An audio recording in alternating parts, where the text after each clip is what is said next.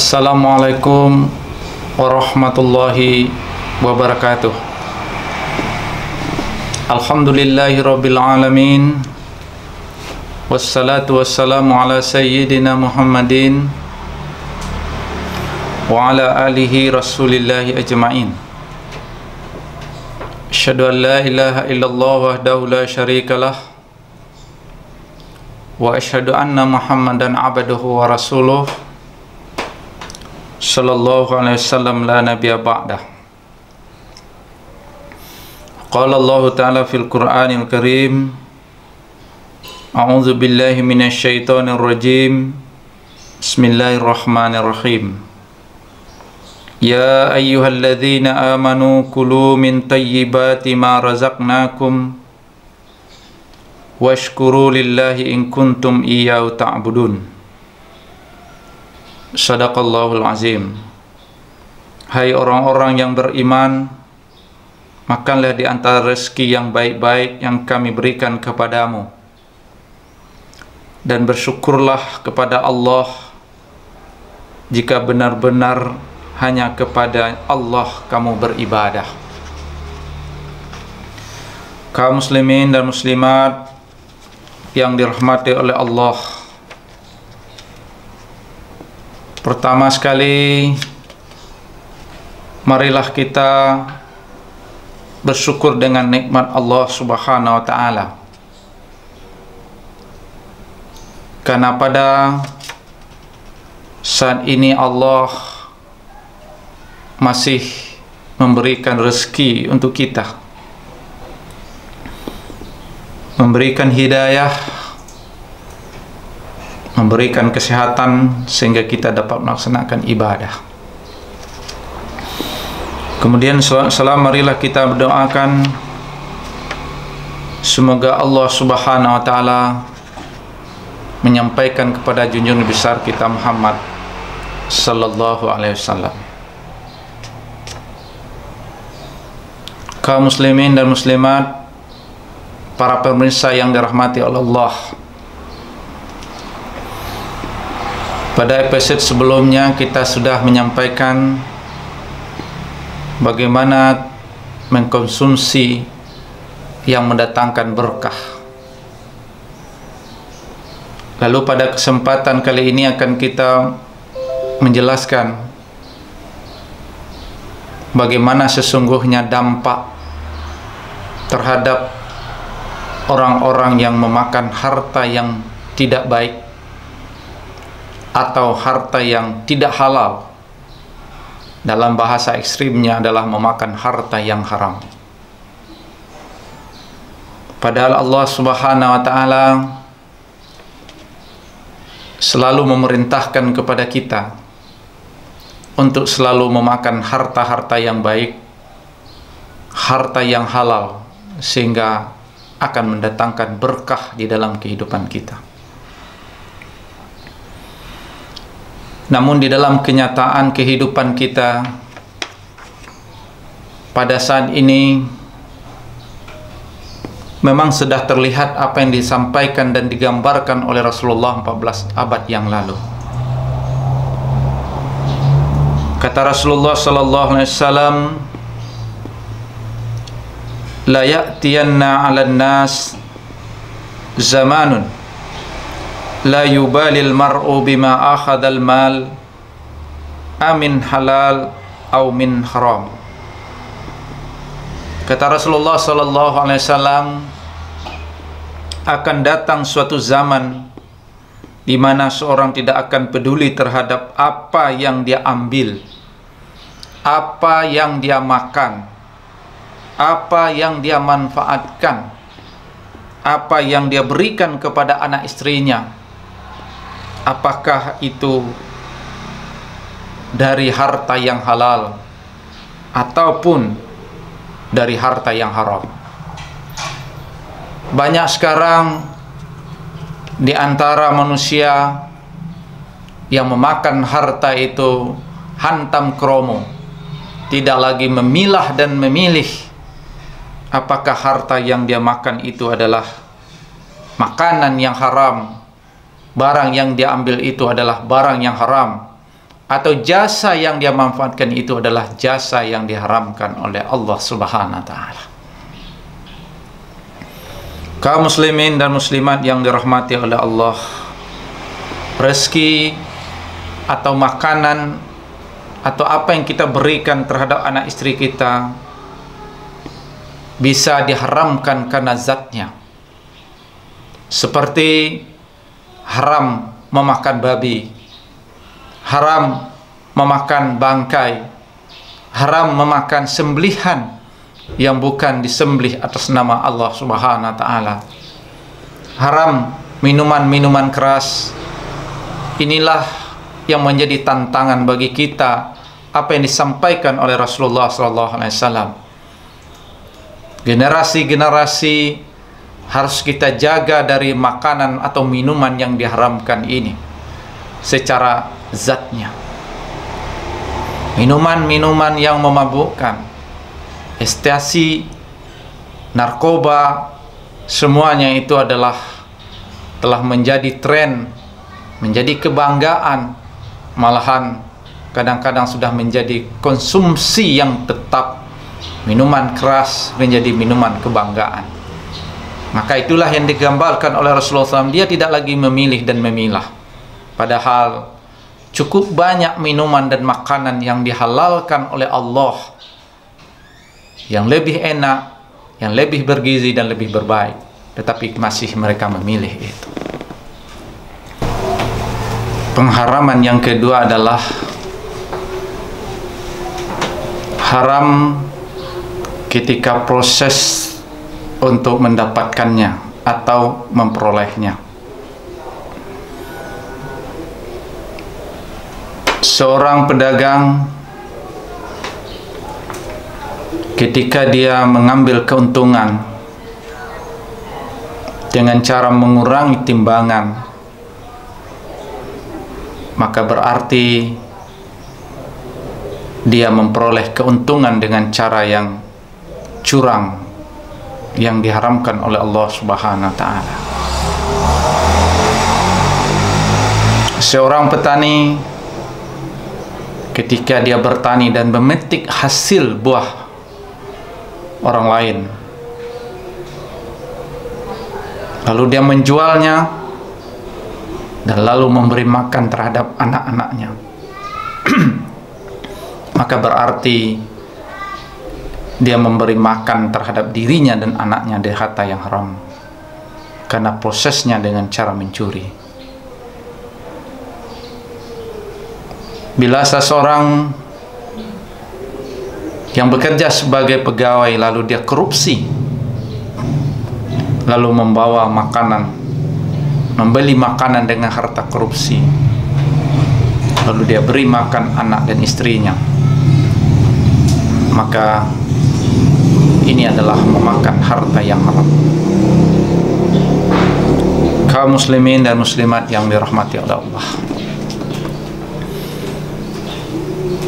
maka kekhawatiran seperti apa yang disampaikan oleh Rasulullah SAW sepertinya memang sudah kelihatan. Prediksi 14 abad yang lalu yang disampaikan oleh Rasulullah SAW. Orang sekarang tidak lagi memperdulikan apakah proses dia mendapatkan harta itu secara halal, secara baik, atau diharamkan oleh Allah Subhanahu wa taala. Nah, sekarang bagaimana dampaknya ketika orang memakan harta yang karena zatnya diharamkan, karena proses mendapatkannya diharamkan? Maka setidaknya ada 3 dampak yang akan mempengaruhi terhadap kehidupan orang-orang yang melakukan, mengkonsumsi, memakan, memanfaatkan jasa yang haram. Yang pertama adalah doanya tidak dikabulkan oleh Allah Subhanahu wa taala. Sering kita mungkin berdoa kepada Allah, sering meminta kepada Allah, lalu belum dikabulkan oleh Allah Subhanahu wa taala. Maka salah satu introspeksi diri kita adalah, apakah ada makanan dan harta yang kita peroleh dengan cara yang diharamkan oleh Allah Subhanahu wa ta'ala. Karena ini adalah salah satu yang dapat menghambat dikabulkan doa kita oleh Allah Subhanahu wa ta'ala. Dalam satu riwayat yang diriwayatkan oleh Abu Hurairah, Rasulullah SAW pernah mengingatkan bahwa sesungguhnya Allah itu adalah baik, lalu Dia tidak akan menerima kecuali sesuatu yang baik. Lalu di akhir riwayat itu Rasulullah SAW menceritakan seseorang yang berdoa kepada Allah Subhanahu wa ta'ala, orangnya dalam perjalanan, kondisi hidupnya dalam kondisi payah dengan pakaian compang-camping, lalu berdoa dengan penuh khusyuk, berdoa di masjid. Lalu apa yang disampaikan oleh Rasulullah SAW? Bagaimana doa orang tersebut diterima oleh Allah Subhanahu wa ta'ala, dimakbulkan oleh Allah Subhanahu wa ta'ala, sementara pakaian yang dia pakai adalah pakaian yang dia dapat secara haram. Makanan yang dia makan adalah makanan yang haram. Maka niscaya Allah Subhanahu wa ta'ala tidak akan mengabulkan doanya, meskipun dia mengadahkan tangannya, ya Allah, ya Rabb, ya Rabb. Yang kedua adalah dampaknya. Amalan kita tidak diterima oleh Allah Subhanahu wa ta'ala. Ibnu Umar pernah berkata, barang siapa yang membeli baju dengan 10.000 dirham, namun dari 10 dirham itu tersebut ada 1 dirham yang haram, maka Allah Subhanahu wa ta'ala tidak akan menerima amalannya selama baju itu masih menempel di tubuhnya. Begitu peringatan yang disampaikan oleh Ibnu Umar, dan perlu kita berhati-hati. Maka dalam suatu riwayat kan jelaskan di dalam kitab Sahih Al-Bukhari, Aisyah pernah menceritakan bahwa Abu Bakar mempunyai seorang pembantu, lalu dia memberi makanan, lalu ketahuan makanan itu adalah diperoleh dari cara yang haram. Maka ketika itu Abu Bakar berusaha untuk mengeluarkan dan memuntahkannya. Maka oleh sebab itu kaum muslimin dan muslimat yang dirahmati Allah, kita sudah tahu, kita sudah mengetahui, dan kita sudah juga yakin bahwa harta yang kita peroleh adalah dengan cara mencuri, harta yang kita peroleh dengan cara korupsi, harta yang peroleh kalau seandainya kita peroleh dengan cara yang diharamkan oleh Allah Subhanahu wa ta'ala, maka ketika kita makan, ketika kita minum, maka itu menjadikan amalan kita tidak diterima oleh Allah Subhanahu wa ta'ala. Maka untuk itu seorang muslim yang sejati, seorang mukmin yang sejati, tentu dia tidak akan mau dan akan memilih bahwa harta yang dia makan itu adalah harta yang haram. Dan yang ketiga adalah dampak daripada harta yang kita makan, jasa yang kita manfaatkan dari yang tidak dihalalkan oleh Allah Subhanahu wa ta'ala. Tidak hanya sekedar harta yang haram itu, doa kita tidak dikabulkan oleh Allah Subhanahu wa ta'ala, dan amalan kita ditolak atau tidak diterima oleh Allah Subhanahu wa ta'ala, tetapi juga akan mendapat siksaan, juga akan mendatangkan bencana. Kaum muslimin sidang jamaah rahimakumullah, bencana itu tidak hanya akan datang di akhirat saja nantinya, tetapi bencana-bencana seperti itu juga akan bisa diperlihatkan oleh Allah Subhanahu wa ta'ala.